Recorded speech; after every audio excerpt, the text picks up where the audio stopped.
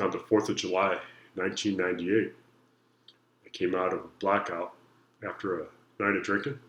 I was in my little one-bedroom apartment in Coronado, California.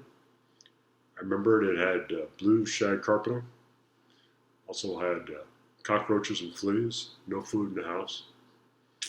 So I'm laying there, still in my clothes from the night before, flat on my back, laying on the living room rug on the carpet, looking up at the ceiling. And boy, that sense of what had happened the night before hit me like a ton of bricks. It was about 8 o'clock in the morning on the 4th of July. I'd gotten arrested for a DUI just hours before. And man, I just realized I was in a lot of trouble. So, what did I do? What do sons do when they're in trouble? Well, you call your mom. So I called my mom, who was living in Scottsdale, right outside Phoenix, and called her up, told her what had happened. Now, my mom had been sober about 10 years at this point.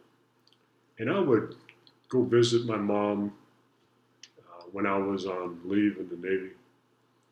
And I would go act a fool, drinking with my friends and stuff like that. My mom never said a word to me, you know. She just never said a word. She just went about her business. So I called her up, and the first thing she said, she started laughing a little bit, chuckling, and told her what had happened. She said, "Oh, I've been waiting for you. Are you ready now, hotshot?" So she said, "Go back to bed, get some rest." But I called my commanding officer and told him what had happened. He said, "Well, I'll see you on Monday, and we'll figure out what to do."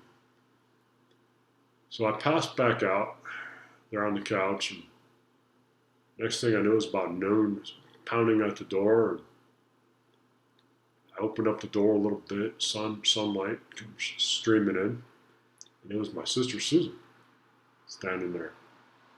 I said, "What are you doing here?" She says, "I hear you're in trouble and you might need some help."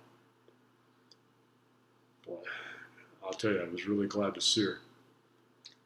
So we sat down, and I really had no food in the house. I didn't have anything to offer her.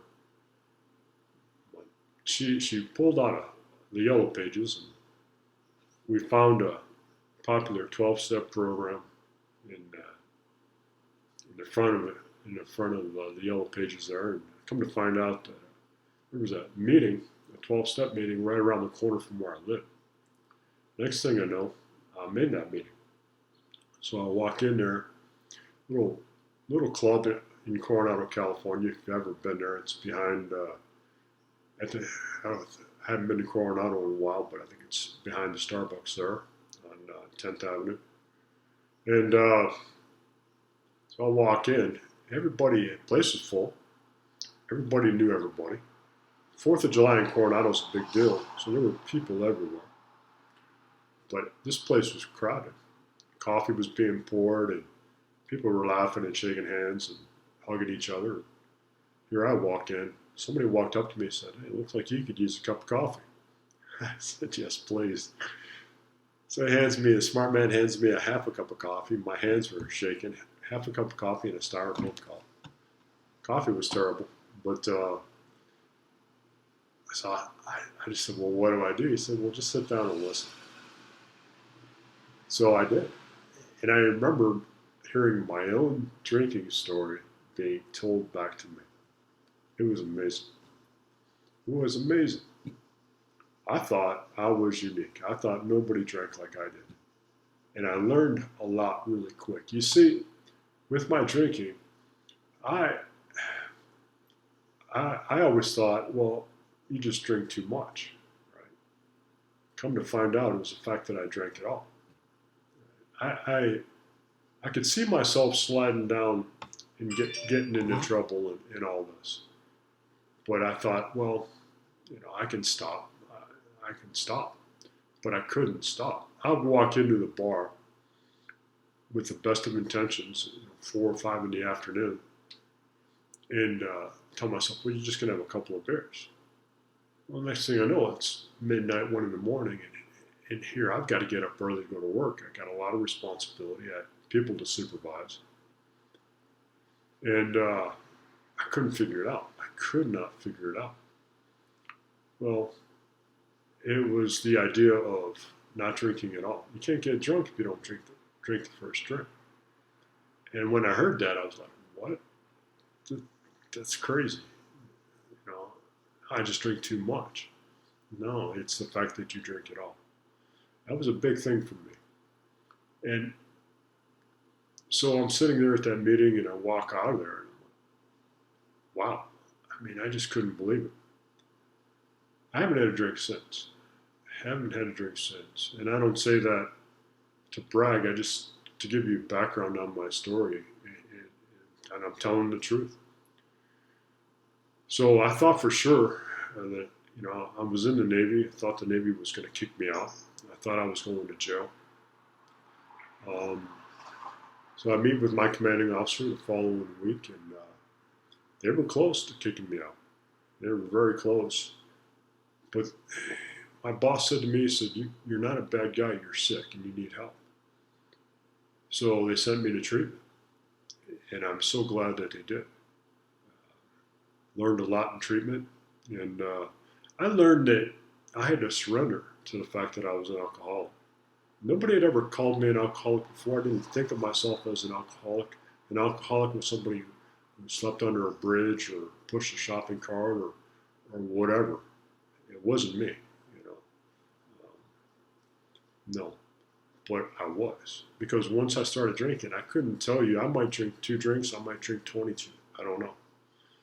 I couldn't control the amount once I started. So I went through treatment. I got to stay in the Navy, retired. My last assignment, I served on an aircraft carrier. But and I didn't go to jail either. I had to pick up trash on the side of the road. I had to go through classes and take the bus. I lost my driver's license for a couple of years, but I didn't drink through any of that. So why am I telling you this? Well, I think it can help you. If you're dealing with something like this, I'm just here to tell you that there's hope. You're not alone. You can overcome an addiction if you get some help. Alcoholism, it wants you to stay isolated. It wants you to be alone. And to surrender to the fact that you might have a drinking problem, it's a hard thing. But I'll tell you what, pain's a great motivator. You drink enough and you're an alcoholic, you're going to get enough pain so where you're going to need some help. So get some help. Let people help you. People want to help you. Come to find out, being an alcoholic is not a bad thing. It's just a thing. Now I can take action and get better. I still go to meetings. I still do some things that keep my sobriety foremost in my mind. It is, a lot of cliches, but it is just a one day at a time thing. So, again, I tell the story in my book, but I wanted to put my story out there in a little bit more of an even public way. If you got any questions, got any comments, put them below. But so again, bottom line is there is hope for you. There is hope for your family members.